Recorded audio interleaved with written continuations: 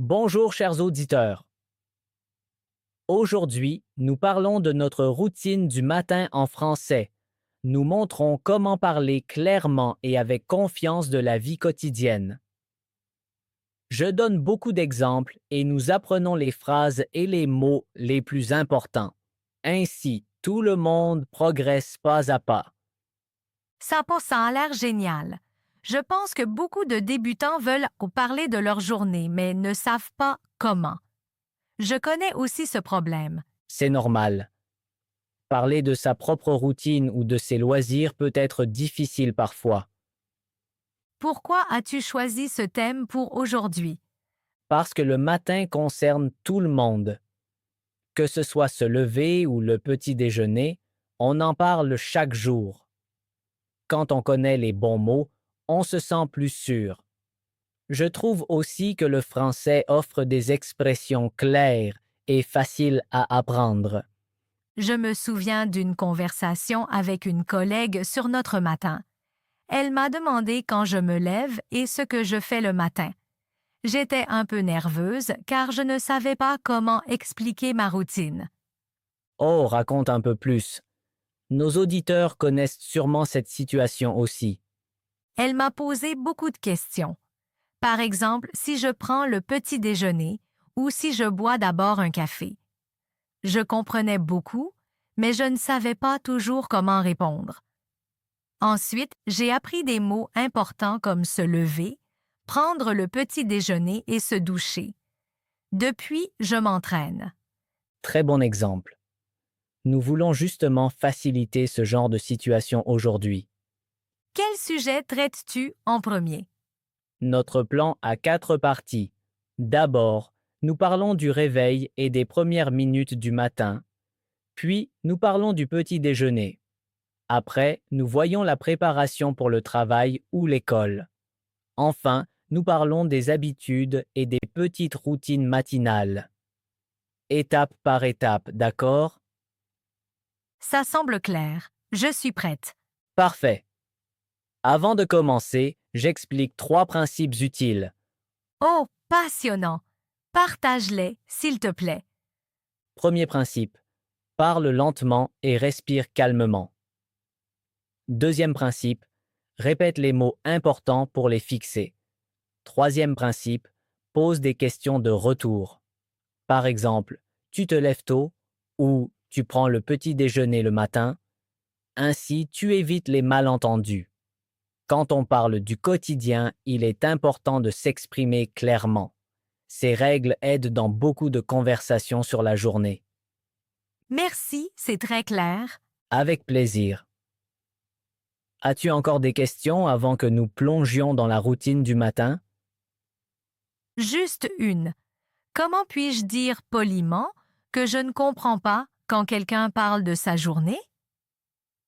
Dis simplement pardon, je n'ai pas compris. Pouvez-vous répéter, s'il vous plaît? Ou plus court, encore une fois, s'il vous plaît. Super, je retiens ça. Peut-être que nos auditeurs veulent essayer tout de suite. Dites la phrase à voix haute. Oui, participer, les amis. Parler fort aide beaucoup. Fantastique. C'était l'introduction. Nous commençons tout de suite par la première partie, le réveil. Je suis déjà impatiente. Avant de démarrer, je veux demander quelque chose à nos auditeurs. Quels thèmes vous rendent incertains ou de quoi devrions-nous parler dans notre prochain podcast? Écrivez-le dans les commentaires. Bonne idée. Je crois que ces questions aident aussi les autres apprenants. Absolument. Une communauté rend l'apprentissage plus facile. Pierre, peux-tu donner encore un petit exemple de questions simples sur la routine du matin? Bien sûr. Par exemple, à quelle heure tu te lèves ou que fais-tu en premier le matin? Ce sont des questions typiques sur le quotidien. Je vois, la structure est souvent mot interrogatif plus verbe plus sujet. Ça aide. Exactement, très bonne observation. Nous reviendrons sur ces modèles plus tard. Pendant que vous prenez peut-être de l'eau, je répète encore une fois les 3 principes. Parlez lentement, répétez les mots importants, posez des questions de retour. Ainsi, tout se fixe. Très bien, Pauline. Ton style d'apprentissage est exemplaire. Certains mettent peut-être déjà le podcast en pause pour répéter. C'est parfait. Es-tu prête pour la première partie sur le lever, Pauline? Absolument, Pierre. Je pense que beaucoup d'apprenants sont maintenant curieux. Bien. Imagine que ton réveil sonne le matin. Que dis-tu d'abord sur ta matinée? Je dirais peut-être, je me lève à 7 heures. Parfait. C'est clair et simple. Tu peux aussi dire mon réveil sonne à 7 heures. Et si je suis très fatiguée, Alors dis je suis très fatigué le matin ou j'ai besoin de temps pour me réveiller. Beaucoup de gens utilisent aussi l'alarme de leur téléphone le matin. c'est vrai. Parfois, j'appuie encore sur le bouton snooze. Exactement. Alors tu peux dire j'appuie encore une fois sur la touche snooze.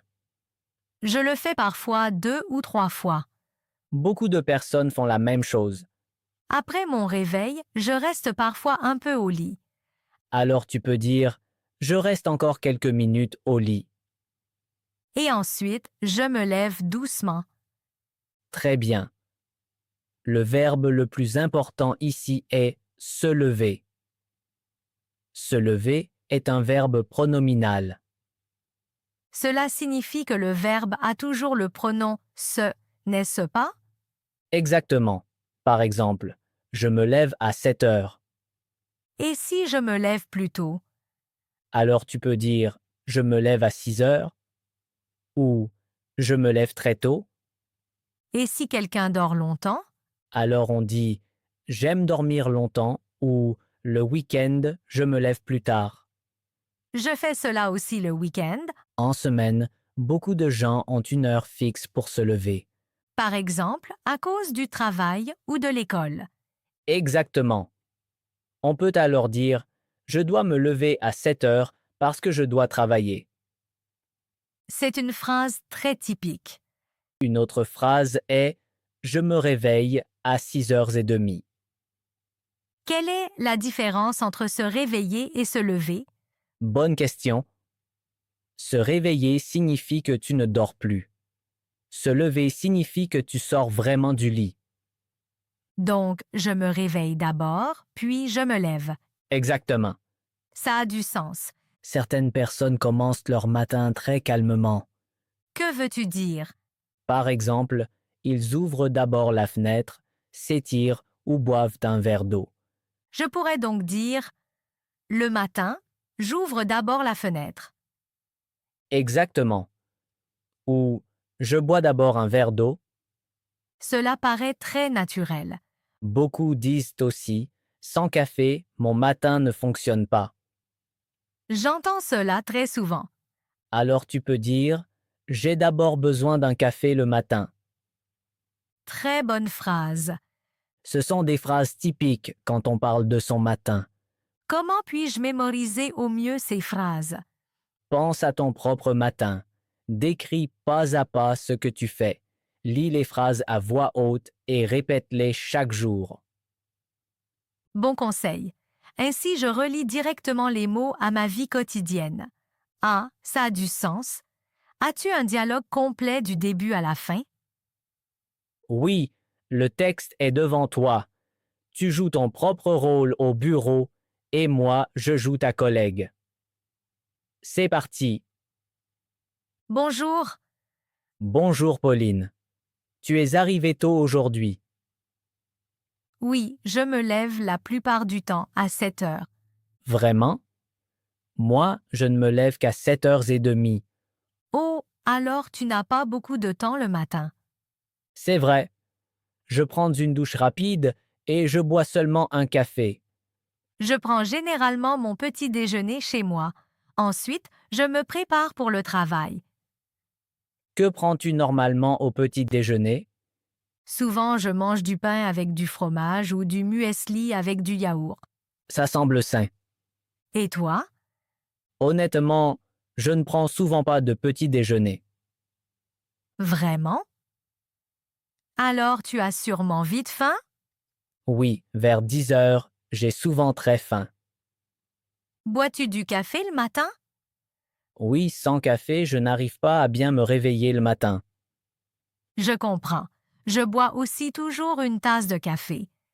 Et que fais-tu après le petit déjeuner? Puis je me brosse les dents, je m'habille et je pars au travail. Combien de temps te faut-il en tout le matin? Environ 1 heure. Ce n'est finalement pas si long. Non, ma routine du matin est assez simple. Intéressant. Ma routine du matin est plutôt chaotique. Peut-être as-tu juste besoin de plus de temps le matin? C'est possible. Super. C'était très utile. J'ai tout suivi et tout compris.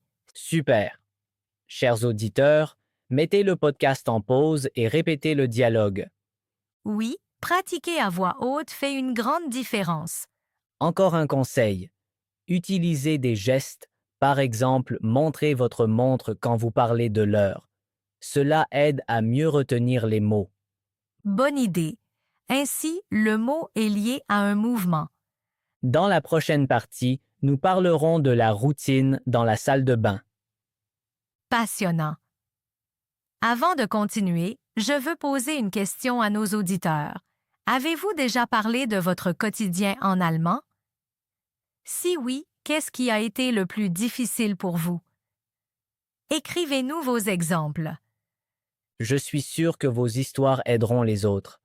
Et rappelez-vous, les erreurs sont normales. Chaque pas vous fait avancer. Maintenant, nous parlons de la routine du matin dans la salle de bain. Oh oui, j'attendais ça, car c'est une partie importante du matin. Très bien. Pour beaucoup de gens, la salle de bain fait partie fixe de la routine du matin. Que font la plupart des gens le matin dans la salle de bain?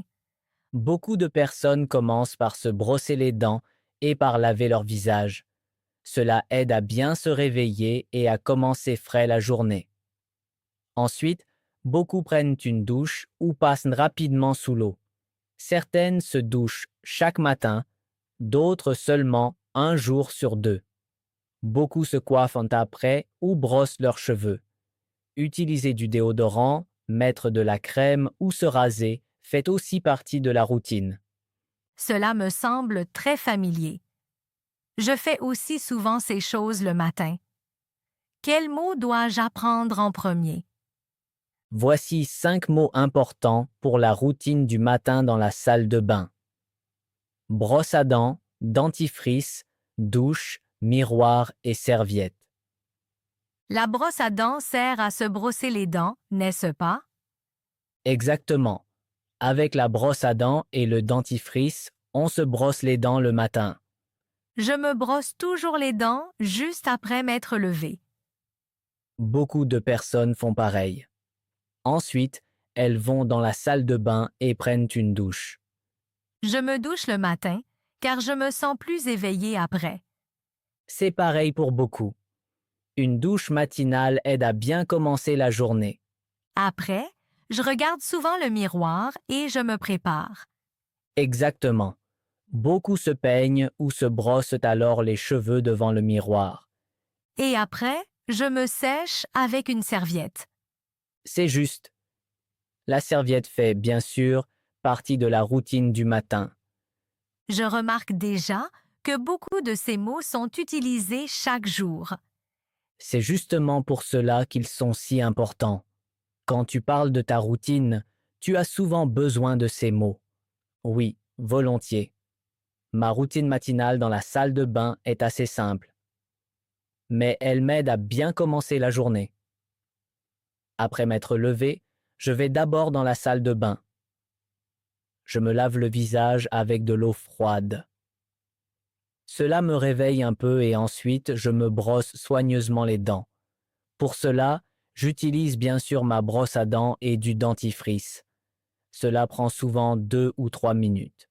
Après, je prends souvent une courte douche. Je ne reste pas longtemps sous l'eau chaque jour.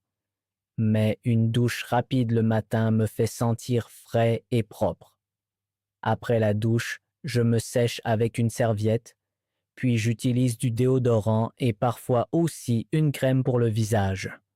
Ensuite, je me place devant le miroir et je peigne mes cheveux. Parfois, je dois aussi me raser, mais je ne le fais pas tous les jours. Quand j'ai fini, je m'habille et je me prépare pour la journée. Ma routine dans la salle de bain dure environ 15 minutes en tout. Après cela, je me sens éveillé, propre et prêt pour la matinée. Merci, Pierre. C'était très clair.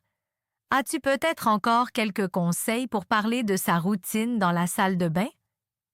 Oui, avec plaisir. Un bon conseil est de dire les étapes dans le bon ordre. Ça semble logique, donc racontez étape par étape. Exactement. Un autre conseil est d'utiliser des verbes simples. C'est vrai, on entend souvent ces verbes. Tu peux aussi utiliser des mots de temps. Par exemple, d'abord, ensuite, puis ou à la fin. Ah, ainsi on comprend mieux ce qui arrive d'abord et ce qui vient après. Exactement. Par exemple, d'abord je me brosse les dents, ensuite je me douche. À la fin, je peigne mes cheveux. Cela paraît très naturel. Un autre conseil est de donner aussi de petits détails. Par exemple, dis si tu prends une douche froide ou chaude, ou mentionne si tu écoutes de la musique dans la salle de bain. Oh, c'est une bonne idée. Ainsi la description devient plus personnelle. Exactement. Et cela rend les conversations plus intéressantes. Je crois que nos auditeurs peuvent maintenant bien s'entraîner. Moi aussi, je le pense. Chers auditeurs, essayez de décrire votre propre routine dans la salle de bain en français. Vous pouvez même parler à voix haute. Cela aide vraiment beaucoup pour apprendre. Et c'est aussi un peu amusant. Bien, Pauline. Après avoir parlé de la routine dans la salle de bain, nous passons maintenant à une autre partie importante du matin. Laisse-moi deviner. Maintenant, il s'agit des vêtements. Exactement. Nous parlons maintenant de s'habiller et de l'armoire. Oh, c'est un sujet qui me pose parfois problème. Vraiment? Avec quoi exactement? Surtout avec les couleurs. Quand quelqu'un dit le pantalon bleu ou le t-shirt vert, je dois souvent réfléchir. C'est tout à fait normal. Au début, les couleurs ne sont pas toujours faciles à retenir. Et parfois, je ne connais pas le nom des vêtements. Pas de problème. Alors, regardons cela pas à pas. Ça me va. Parlons d'abord de l'armoire, le meuble où tu gardes tes vêtements. Donc mes pantalons, mes t-shirts et mes vestes. Exactement. Beaucoup de gens commencent leur matin en ouvrant l'armoire et en choisissant quoi mettre. Je connais bien ça. Parfois, je reste devant et je ne sais pas quoi mettre. Cela arrive à beaucoup. On regarde ses vêtements et on pense à ce qui convient au temps ou au travail. Pierre, petite question. Que veut dire exactement adapter? Bonne question. Adapter signifie qu'une chose convient bien à une situation, comme un lieu ou une activité. Donc, par exemple, pour le travail? Exactement. Imagine que tu travailles dans un bureau. Une chemise est adaptée, tandis qu'un pantalon de jogging ne l'est pas. Ah, je comprends. Adapter veut donc dire approprié. Exactement. Approprié pour la situation, le temps ou le lieu. Par exemple, ces vêtements sont adaptés pour le travail ou ces chaussures sont adaptées pour une promenade. Ça m'aide beaucoup. J'ai souvent entendu le mot sans le comprendre vraiment. Cela arrive souvent quand on apprend une langue. On entend un mot, mais le sens précis vient plus tard. Et comment dire qu'une chose n'est pas adaptée? Tu peux simplement dire « ce n'est pas adapté ». Par exemple, Ces vêtements ne sont pas adaptés pour une réunion. C'est en fait très logique. Oui, beaucoup de mots français sont très logiques. Il suffit de les entendre et de les utiliser plusieurs fois. Le matin, devant mon armoire, je pense souvent au temps qu'il fait. Exactement. S'il fait froid, on met un pull ou une veste. S'il fait chaud, un t-shirt suffit. Et si je ne sais pas quoi dire, Alors utilise des phrases très simples. Par exemple, aujourd'hui il fait froid, donc je mets un pull. c'est une bonne phrase. Ou aujourd'hui il fait chaud, donc je porte un t-shirt. Je remarque que le verbe porter est aussi important. Très bonne remarque. On dit souvent porter pour parler de vêtements. Par exemple, je porte aujourd'hui un pantalon noir. Ou je porte un t-shirt blanc. Exactement. Ce sont des phrases parfaites pour le quotidien. Parfois, j'entends aussi des gens dire ça va bien ensemble. Oui, cela signifie que les vêtements sont bien assortis. Par exemple, un jean bleu et un t-shirt blanc vont bien ensemble. Ça semble simple et pratique. Exactement. Pour parler de vêtements, quelques mots simples suffisent souvent. Je me sens déjà un peu plus sûre. Ça me fait très plaisir. Les vêtements sont un sujet dont on parle presque chaque jour. C'est vrai? Surtout le matin, quand on s'habille. Exactement. Voilà pourquoi il vaut la peine de connaître ces mots et de les utiliser souvent. Bien, Pauline. Après avoir parlé de l'habillement et de l'armoire, passons à une autre partie importante du matin. Laisse-moi deviner. Maintenant, on va dans la cuisine. Exactement.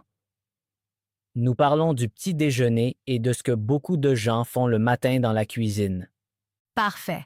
J'entends beaucoup de mots nouveaux en cuisine, mais je ne comprends pas toujours tout. C'est normal. En cuisine, il y a beaucoup d'objets et beaucoup de verbes. Si tu connais les mots-clés, tu peux très bien parler de ta matinée. Je crois que le café est la chose la plus importante pour beaucoup de gens. Absolument. Pour beaucoup, la journée commence vraiment avec une tasse de café. Moi aussi. Sans café, je suis encore à moitié endormie. Alors tu connais sûrement la phrase ⁇ Je me fais d'abord un café ⁇ Oui, je le dis souvent. Très bien. Le verbe ici est faire le café. On peut aussi dire ⁇ Je prépare le café ⁇ Que veut dire préparer? Préparer veut simplement dire que tu rends quelque chose prêt à manger ou à boire. Par exemple, je prépare mon petit déjeuner. C'est un bon mot. Regardons maintenant ce que beaucoup de personnes font le matin. D'abord, elles entrent dans la cuisine. Puis elles font du café ou du thé. Je fais la plupart du temps du café. Ensuite, tu prends peut-être une tasse dans le placard. Oui, une tasse pour le café. Exactement. Une tasse est le récipient dans lequel on boit le café ou le thé. Et qu'est-ce qu'une cafetière? C'est un récipient plus grand. Avec une cafetière, on peut préparer plusieurs tasses de café ou de thé. Ah, je vois. Après, beaucoup prennent quelque chose à manger. Par exemple, du pain. Le matin, je mange souvent du pain avec du fromage. C'est un petit déjeuner très typique en France. Pain, fromage, peut-être aussi confiture ou miel. J'entends aussi souvent le mot croissant. Exactement. Un croissant est une petite viennoiserie. Beaucoup de gens achètent un croissant frais à la boulangerie le matin. Ça a l'air délicieux. Parlons maintenant de quelques objets importants, cuillères, fourchettes et couteaux. Je connais ces mots, mais je les confonds parfois. Expliquons-les simplement. Une cuillère est un couvert avec lequel on mange, par exemple, de la soupe ou du yaourt. Donc une cuillère pour le muesli ou le yaourt. Exactement. Si tu manges du muesli le matin, tu as besoin d'une cuillère. Et la fourchette? Une fourchette a plusieurs petites dents devant. On mange par exemple des pâtes ou de la salade avec une fourchette. Et on utilise le couteau pour couper. Exactement. Avec un couteau, tu peux couper du pain ou séparer quelque chose dans l'assiette. J'ai parfois du mal à retenir ces mots. Il existe un bon truc. Oh, j'adore les astuces. Imagine la scène. Tu es à table pour le petit déjeuner. Devant toi, une assiette. À droite, le couteau. À gauche, la fourchette. En haut ou à côté, la cuillère. Ah, donc je visualise simplement la table. Exactement. Si tu imagines cette scène, tu retiens les mots plus facilement. C'est une bonne astuce. Beaucoup apprennent mieux les mots quand ils les lient à des images ou à des situations. C'est vrai. Si j'imagine manger du muesli, je pense automatiquement à une cuillère. C'est exactement comme ça que ça marche. Que font encore beaucoup de gens dans la cuisine le matin? Beaucoup préparent leur petit déjeuner. Cela peut varier. Certains se font une tartine avec fromage ou confiture. D'autres mangent du muesli avec du lait ou du yaourt. Je mange parfois aussi des fruits. C'est très typique aussi. Beaucoup coupent une pomme ou une banane le matin. Alors on a besoin d'un couteau. Exactement. Tu peux dire « je coupe une pomme ». C'est une bonne phrase. Une autre phrase typique est « je verse le café ». Que veut dire verser? Verser signifie que tu fais passer un liquide d'une cafetière ou d'une bouteille dans une tasse ou un verre. Ah, donc je verse le café dans ma tasse. Exactement. Je crois que ces verbes sont très importants. Absolument. Couper, manger, boire, cuire ou verser sont des verbes typiques de la cuisine. Je remarque que je peux utiliser ces mots tous les jours. C'est pour cela qu'ils sont si importants pour parler du quotidien. Pierre, nous avons parlé de beaucoup de mots, café, petit déjeuner, cuillère, fourchette et couteau. Peux-tu nous raconter ton propre matin dans la cuisine? Avec plaisir. Ma routine matinale en cuisine est assez calme et simple. Après m'être habillé, je vais d'abord dans la cuisine. La première chose que je fais, c'est le café. Sans café, ma journée ne démarre pas. Je prends donc ma machine, je mets de l'eau et je prépare une grande tasse de café. Pendant que le café coule, j'ouvre le réfrigérateur et je choisis mon petit déjeuner. Ça semble très organisé. En général, je garde le petit déjeuner simple. Je prends 2 tranches de pain de la boîte à pain. Je sors beurre et fromage du réfrigérateur. Je prends un couteau et j'étale d'abord un peu de beurre sur le pain, puis je mets une tranche de fromage dessus. Parfois, je prends de la confiture si je veux quelque chose de sucré. Donc, parfois un petit déjeuner sucré et parfois salé. Exactement. Cela varie chez moi. Pendant que je prépare le pain, le café est souvent déjà prêt. Je prends alors ma tasse, je verse le café et je m'assieds à la table. Tu bois le café noir ou avec du lait? La plupart du temps avec un peu de lait. Je sors donc le lait du réfrigérateur et j'en verse une petite gorgée dans ma tasse. Puis je remue le café avec une cuillère. Cela ressemble à un matin très typique. Oui, je pense aussi. Pendant que je prends le petit déjeuner, je mange mon pain et je bois mon café. Parfois, je mange aussi un yaourt ou un fruit, par exemple une pomme ou une banane. Utilises-tu aussi un couteau pour ça? Si je mange une pomme, je la coupe parfois en petits morceaux avec un couteau. Ensuite, je mange les morceaux avec une fourchette ou simplement avec la main. Ça a l'air très détendu. Bien, Pauline. Après la salle de bain, les vêtements et le petit déjeuner, passons à la dernière partie de la matinée. Laisse-moi deviner. Maintenant, on parle de quitter la maison. Exactement. Nous voyons comment se préparer et sortir de l'appartement le matin. C'est un moment important. J'ai parfois peur d'oublier quelque chose. Beaucoup connaissent cela. Il existe donc des verbes et phrases typiques à apprendre maintenant. Ça me va. Quels verbes sont importants? Un verbe clé est se préparer. Tu peux dire je me prépare. Qu'est-ce que ça veut dire exactement? Se préparer veut dire faire tout avant de sortir. Tu mets tes chaussures, prends tes affaires et tu es prêt pour la journée. Ah, donc tout juste avant de partir. Exactement. Par exemple, je me prépare et je pars au travail. C'est une bonne phrase quotidienne. Un autre verbe utile est mettre ses chaussures. C'est vrai. Avant de quitter la maison, je mets toujours mes chaussures. Exactement. Tu peux dire je mets mes chaussures. Ce verbe est-il réfléchi? Non. Mettre n'est pas réfléchi. On dit simplement je mets mes chaussures. Donc, je mets ma veste ou je mets mes chaussures. Exactement. Et que font les gens après? Ensuite, ils prennent les objets essentiels, clés, téléphone ou sac. La clé est vraiment importante. Absolument. Beaucoup demandent ai-je ma clé avec moi? Je me pose souvent la même question. Une phrase typique est je prends ma clé avec moi. Et si on l'oublie? Alors problème, on reste devant la porte et on ne peut pas entrer. Ça m'est arrivé une fois. Cela arrive souvent, donc beaucoup vérifient encore une fois avant de partir. Une petite vérification, donc. Exactement.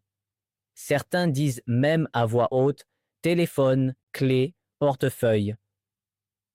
C'est une bonne méthode. Oui, cela aide à ne rien oublier. Pierre, j'ai longtemps confondu maison et appartement. Oui, beaucoup d'apprenants ont ce problème. C'est normal. Un jour, en parlant, j'ai dit « Je quitte ma maison » alors que je vis dans un grand immeuble. Les gens m'ont regardé bizarrement et ont demandé « Tu habites dans une maison? » J'étais confuse. Oui, très bon exemple. Plus tard, j'ai compris que je devais dire appartement, pas maison. Sur le moment, la différence n'était pas claire. C'est comme ça que naissent les petits malentendus. Il faut bien connaître ces mots. Je vais expliquer calmement. Oui, s'il te plaît, ce serait utile. Une maison est le bâtiment entier. Par exemple, un pavillon où vit une famille est une maison. Donc le bâtiment complet. Un appartement est seulement une partie d'une maison ou d'un immeuble. Plusieurs familles peuvent avoir chacun leur appartement dans le même immeuble. C'est déjà beaucoup plus clair. Imagine, la maison est la grande unité. L'appartement est un espace privé dedans, avec porte, salon, cuisine et chambre. La différence entre porte d'entrée et porte d'appartement m'aide beaucoup. Exactement. Le matin, tu sors d'abord par la porte de ton appartement, puis tu traverses le couloir et enfin la porte de l'immeuble. Oui, la distinction est vraiment nette. On peut utiliser les deux dans une phrase. Le matin, je quitte d'abord mon appartement, puis l'immeuble. Bien, Pauline. Après avoir parlé de quitter la maison ou l'appartement, passons à l'étape suivante de la matinée. Alors, on parle maintenant du chemin jusqu'au travail, non? Exactement. Nous parlons de la façon dont les gens vont au travail ou à l'école le matin. C'est aussi un sujet fréquent dans la vie quotidienne. Absolument. Beaucoup de conversations commencent par comment vas-tu au travail ou combien de temps mets-tu? C'est vrai. J'ai déjà souvent entendu ces questions. Il existe plusieurs façons d'aller au travail. Certaines personnes prennent la voiture, d'autres le bus ou le train. D'autres vont à vélo ou même à pied. J'entends aussi souvent le mot trafic, Que signifie-t-il exactement? Le trafic décrit tous les véhicules et les personnes qui se déplacent sur les routes et les chemins, donc les voitures, les bus, les vélos, les tramways et aussi les piétons. Ah, donc tout ce qui bouge dans la rue. Exactement. Quand il y a beaucoup de voitures, on parle de beaucoup de trafic. Et quand la route est pleine? On dit alors souvent il y a beaucoup de trafic ou il y a un embouteillage. Je connais embouteillage. Cela veut dire que les voitures n'avancent pas bien. Exactement. Les voitures restent longtemps l'une derrière l'autre et roulent très lentement. Pierre, comment viens-tu au travail, toi? En ce moment, je vais surtout en voiture au travail. Pourquoi en voiture? Pour moi, c'est plus pratique pour l'instant. J'habite un peu hors de la ville et la voiture me prend environ 20 minutes. Et en bus, ce serait plus long? Oui, beaucoup plus long. En bus, je devrais d'abord marcher jusqu'à l'arrêt, puis attendre et parfois même changer. Que veut dire changer? Changer veut dire passer d'un moyen de transport à un autre. Par exemple, tu prends d'abord un bus, puis un train. Ah, je vois. C'est pour cela que la voiture est pour moi la solution la plus confortable pour le moment. A-t-il toujours été ainsi? Non, pas du tout. Quand j'étais étudiant, je prenais presque toujours le bus ou le train. Vraiment? Oui. Quand j'étais étudiant, je n'avais pas de voiture. Et mon université avait un bon réseau de bus et de trains. Ça semble pratique. Ça l'était. Je marchais jusqu'à l'arrêt, j'attendais le bus et je voyageais environ 20 minutes. Utilisais-tu le temps dans le bus? Oui. Parfois, je lisais ou j'écoutais de la musique. Parfois, je regardais simplement par la fenêtre. Cela paraît assez relax. Oui, il y avait des avantages. Je n'avais pas à me concentrer sur le trafic car je ne conduisais pas. C'est vrai, quand on conduit, il faut toujours être attentif. Exactement. En voiture, tu dois faire attention à la route, aux autres voitures et aux feux. Les feux sont les lumières au carrefour, c'est bien ça? Correct. Rouge signifie s'arrêter, vert signifie avancer. Et jaune? Jaune signifie que le signal va bientôt changer. Je connais ça aussi de ma ville. Très bien. Quand je vais au travail en voiture, j'écoute souvent de la musique ou un podcast. Cela rend sûrement le trajet plus agréable. Oui, le temps passe plus vite ainsi.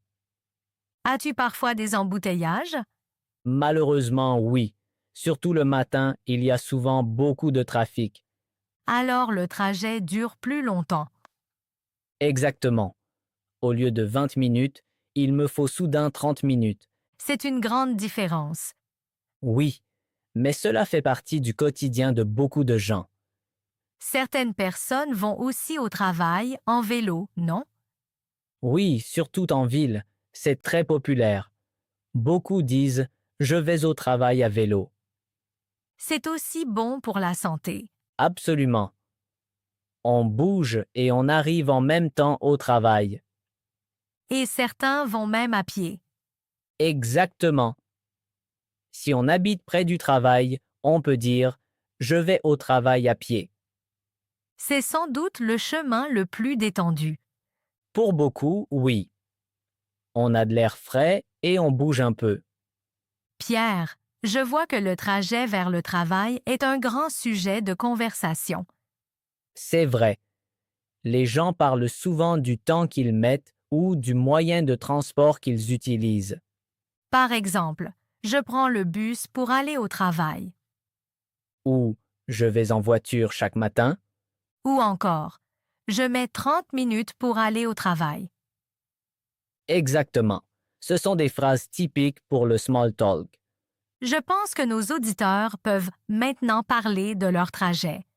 J'en suis sûr. Chers auditeurs, réfléchissez à comment vous allez au travail ou à l'école le matin. Prenez-vous la voiture, le bus ou peut-être le vélo? Essayez de décrire votre trajet en français. Par exemple, je prends le bus chaque matin pour aller au travail. Ou je vais au travail à pied et je mets 10 minutes. Exactement. Ce sont des phrases parfaites pour parler en français au quotidien. Bien, Pauline, je crois que nous arrivons à la fin de notre épisode d'aujourd'hui. Oui, Pierre? Aujourd'hui, nous avons parlé de la routine du matin. Le réveil, la salle de bain, les vêtements, le petit déjeuner dans la cuisine et le trajet vers le travail. Exactement. Ce sont des choses dont on parle chaque jour. Et je trouve qu'on peut utiliser ces phrases facilement au quotidien. Absolument. Si vous avez répété nos exemples à voix haute, vous pouvez maintenant mieux parler de votre matin en français. Nous l'espérons au moins. Si vous aimez notre podcast, mettez un like ou abonnez-vous. Ainsi, vous ne manquerez aucun nouvel épisode. Écrivez-nous aussi en commentaire quels sujets vous intéressent encore. Par exemple, des dialogues au travail, au restaurant ou pendant les courses. Nous lisons vos idées avec plaisir. Pierre, j'ai encore une question. Avec plaisir. Beaucoup apprennent le français avec notre podcast. Peut-être veulent-ils aussi lire ou s'exercer plus. C'est vrai. J'écris depuis longtemps des textes et de petits livres pour les apprenants de français. Vraiment? Oui.